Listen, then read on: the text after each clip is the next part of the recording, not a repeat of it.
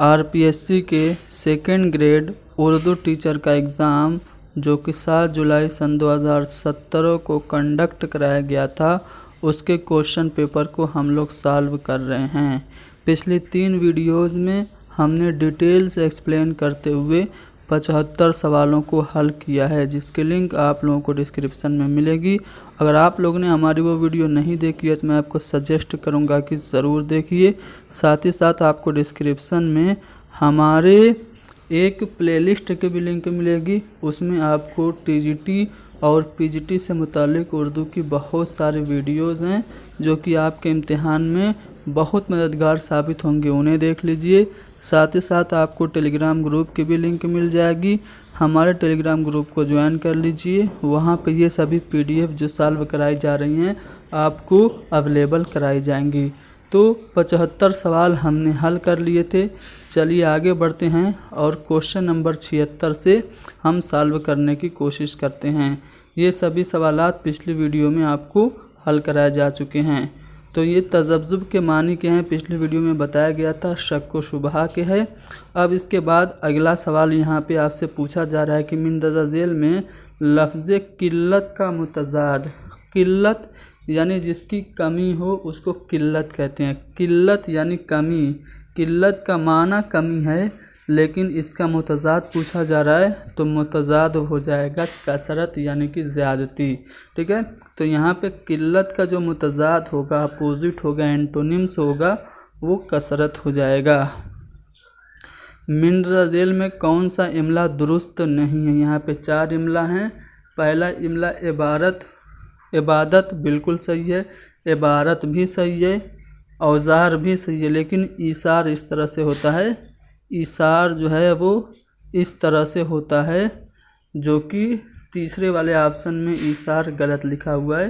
तो यही हमारा जवाब हो जाएगा, क्योंकि हमसे पूछा जा रहा है कि कौन सा इमला दुरुस्त नहीं है। तो ये जो ईसार का इमला है ये दुरुस्त नहीं है, दुरुस्त इस तरह से होगा। ठीक है, चलिए आगे बढ़ते हैं अगले सवाल पे, जिसमें ये पूछा जा रहा है कि लफ्ज़ शऊर के क्या मानी हैं।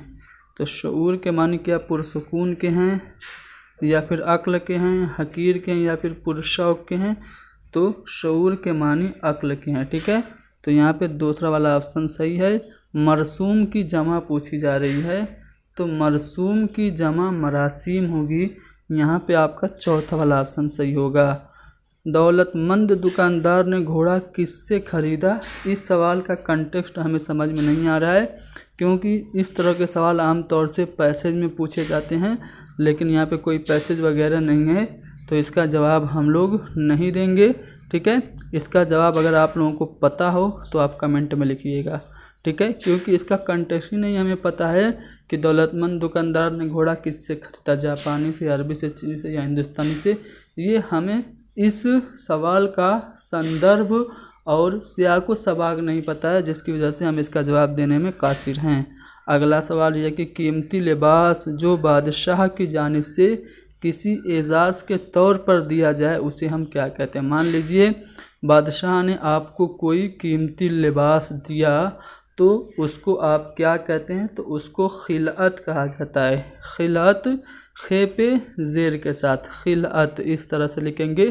खिलअत वो कीमती लिबास होता है जो बादशाह इनाम के तौर पर देता है। अक्सर शायरों को ये लिबास दिया जाता था। सबक आदमी की कहानी, इसका मजमून, इस मजमून का मुसन्निफ कौन है? तो सबक आदमी की कहानी, इस मजमून का जो मुसन्निफ है मोहम्मद मुजीब हैं। अब देखिए ये जो क्वेश्चन है कहाँ से पूछा गया है? तो जो राजस्थान में, राजस्थान के बोर्ड में क्लास 10th में जो बुक चलती है वहाँ से ये सवाल लिया गया है, सबक आदमी की कहानी। तो कहने का मतलब ये है कि आप राजस्थान की क्लास 9th और 10th की जो बुक उर्दू की चलती है उसको भी आप डिटेल से पढ़ लीजिए, वहाँ से भी सवाल आते हैं। चलिए आगे बढ़ते हैं। क्वेश्चन नंबर 83 में क्या पूछा जा रहा है? नज़ीर अकबर आबादी की नज़्म नेकी और बदी में नहरनी किसे कहा गया है? तो ये नेकी और बदी नज़्म भी क्लास 10th की राजस्थान की बुक में है, और उस नज़्म में किसकी नज़्म है? नज़ीर अकबर आबादी की है। इस नज़्म में यानी नेकी और बदी नज़्म में नहरनी बहते नदी नाले को कहा गया है? तो तीसरा वाला ऑप्शन हमारा सही होगा। ड्रामा अनारकली किसकी तसनीफ़ है? सबको पता है ड्रामा अनारकली जो है ये इम्तियाज़ अली ताज का बहुत ही मशहूर ड्रामा है। ठीक है, कब लिखा गया था? 1922 में लिखा गया था। इसके किरदार अकबर, सलीम, नादिरा जो जिसको खिताब दे दिया गया था अनारकली का, नादिरा यानी अनारकली, दिल आराम जो कि वो सलीम को मनी मन पसंद करती थी और नादिरा यानी अनारकली की रकीब थी। उसके बाद सुरैया जो कि अनारकली की बहन थी, बख्तियार जो कि शहज़ादा सलीम का दोस्त था, इसके अलावा अंबर, ज़ाफ़रान और सितारा ये सब कनीज़ें थीं।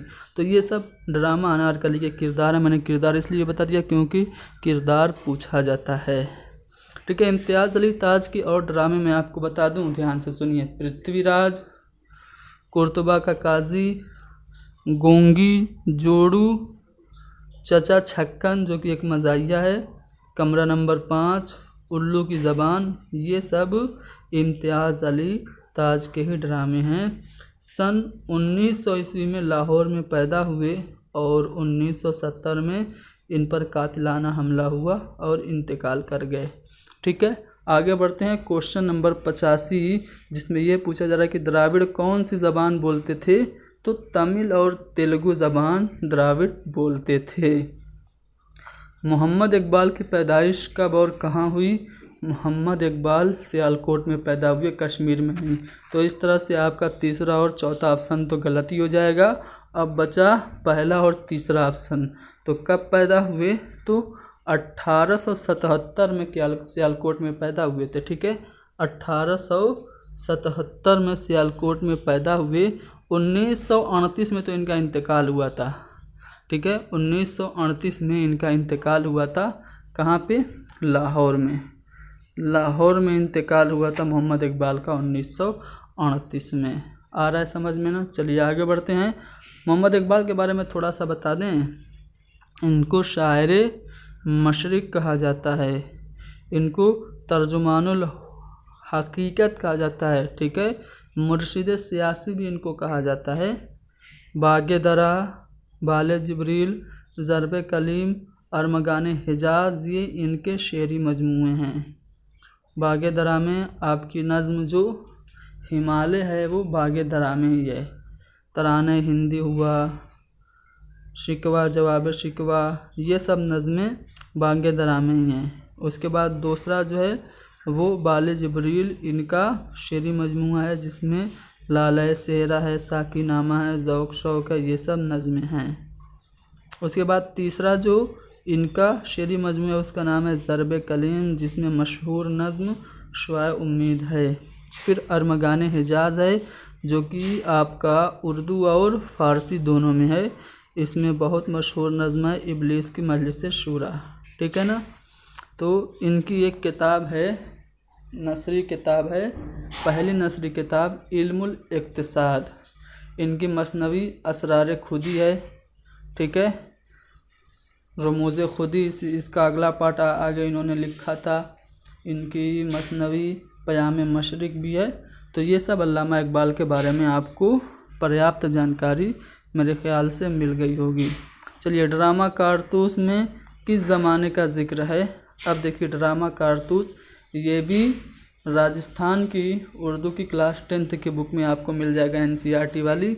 तो ड्रामा कारतूस में किस ज़माने का ज़िक्र है ये आपसे पूछा गया है। तो अगर आप लोग ध्यान दें तो ड्रामा कारतूस में कारतूस ये हबीब तनवीर का है। ठीक है, हबीब तनवीर का ये ड्रामा है। किस ज़माने का ज़िक्र हुआ है? अगर आपने राजस्थान वाली बुक पढ़ी होगी तो आपको जवाब पता होगा। इसका जवाब आपको कमेंट में लिखना है। आगे बढ़ते हैं। एक शेर है, पूछा जा रहा है किसका है। दो रंगी सूं तेरी है सरवे राना, कभी राज़ी कभी बेजार हैं हम। ये शेर किसका है? तो वली मोहम्मद दक्कनी का ये शेर है। अगला सवाल ये है कि दूध पिलाने वाली दाई, ये दो सामान जो छठी के दिन और उसकी माँ के लिए जच्चा की माँ के घर से आता है उसे क्या कहते हैं? तो उसको हम छोचक कहते हैं। चलिए, मीर अनीस से मुतल्लिक सवाल आ गया। मीर अनीस का इंतकाल कब हुआ, ये आपसे पूछा गया है। तो मीर अनीस का जो इंतकाल हुआ वो 1874 में हुआ। कब? 1874 में इंतकाल हुआ। और ये पैदा हुए कब? 1802 में। कहाँ पे? फैज़ाबाद में। ठीक है, 1802 या 3 में फैज़ाबाद में पैदा हुए और इनका इंतकाल 1874 में हुआ। जब भी मीर अनीस का नाम आता है मरसिया का जिक्र करना ज़रूरी हो जाता है। मरसिया के सबसे बड़े शायर थे। मरसिया लफ्ज़ रिसा से बना है जिसके माने रोना गिरिया करना के है। मरसिया के अज़्ज़ाए तरकीबी 8 हैं जिसमें बैन सबसे ज़्यादा अहम है। ठीक है, चलिए, मरसिया से मुताल्लिक़ कुछ अहम जानकारियाँ आपको ये जो पहली वीडियो अपलोड की गई थी इस सेक्शन की, यानी कि ये जो क्वेश्चन पेपर सॉल्व हो रहा है उसमें कुछ पॉइंट्स आपको बताए गए हैं मरसिया से रिलेटेड। ठीक है, अगर आप थोड़ा सा ध्यान से सुने तो मैं कुछ और बातें आपको मरसिया से रिलेटेड बता देता हूँ। ठीक है, देखिए, 9 सरे हार जो है ये अशरफ बयाबानी की किताब थी। इसी में सबसे पहले मरसिया का जिक्र आया था, यानी मरसिया सबसे पहले जो अशरफ बयाबानी ने किताब 9 सरहार लिखी थी उसी में सबसे पहले मरसिया उर्दू में लिखी गई थी। तो ये सब पॉइंट्स आपको पता होंगे। चलिए आगे बढ़ते हैं अगले सवाल पे। आगे बढ़े ना। चलिए, ये रहा अगला सवाल। सर सैयद ने अपनी बात कहने के लिए कौन सी नस्र ईजाद की? तो इस्तिदलाई या इस्तिदलाली यहाँ पे होना चाहिए। इस्तिदलाली नस्र ईजाद की थी सर सैयद अहमद ख़ान ने। सर सैयद अहमद ख़ान की बारी आए तो आपको फ़ौरन AMU याद आता होगा। 1875 में AMU की बुनियाद डाली गई। मोहम्मडन एंग्लो ओरिएंटल कॉलेज के नाम से पहले जाना जाता था। 1920 में अलीगढ़ मुस्लिम यूनिवर्सिटी के नाम से इसको जाना जाने लगा। ठीक है, इन्होंने असबाब बगावत हिंद लिखी, तारीख़ ज़िला बिजनौर लिखी। ठीक है, इन्होंने एक रिसाला तहज़ीबुल इख़लाक़ जारी किया था। ठीक है, तहज़ीबुल इख़लाक़ रिसाला इन्होंने जारी किया। और ख़ुतबात अहमदिया भी इनकी एक तसनीफ़ है। सर सैयद के इंग्लिस्तान जाने का मकसद क्या था? इंग्लैंड क्यों गए थे सर सैयद? वहाँ के तालीमी इदारों का, इंग्लैंड के तालीमी इदारों का मुतालिया करने के लिए गए थे। प्रेमचंद के अफ़सानों की ख़ुसूसियत क्या है? प्रेमचंद के जो अफ़साने हैं उसमें इस्लाह पसंदी होती है बहुत ज़्यादा। ठीक है, देहात के किरदार उठा के, देहात से मुताल्लिक़ कोई भी टॉपिक को उठा के वो लिखते हैं। बड़े घर की बेटी, पूस की रात, नमक का दारोगा, दुनिया का सबसे अनमोल रतन, ईदगाह, ये सब इनके अफ़साने हैं।